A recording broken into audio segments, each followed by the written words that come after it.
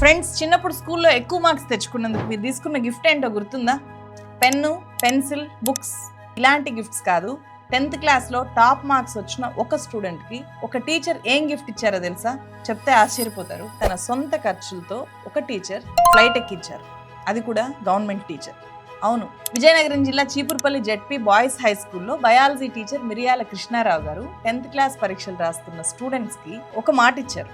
ఎవరైతే top marks తెచ్చుకుంటారో వాళ్ళని విమానం ఎక్కిస్తాను అని చెప్పారు. చెప్పడం మాత్రమే కాదు, 561 మార్కులు సాధించిన ఎలుకల హేమంత్ అనే స్టూడెంట్ని ఫ్లైట్ ఎక్కించి విశాఖపట్నం నుంచి విజయవాడకి తీసుకొని వచ్చారు. విజయవాడలో హేమంత్కి సచివాలయము, హైకోర్టు లాంటి ముఖ్యమైన ప్లేసెస్ అన్నీ కూడా కృష్ణారావు టీచర్ చూపించారు. గవర్నమెంట్ స్కూల్స్ మీద చాలా మందిలో చాలా భిన్నాభిప్రాయాలు ఉండొచ్చు, కానీ మన గవర్నమెంట్ స్కూల్స్లో కృష్ణారావు గారు లాంటి టీచర్స్ కూడా ఉన్నారు.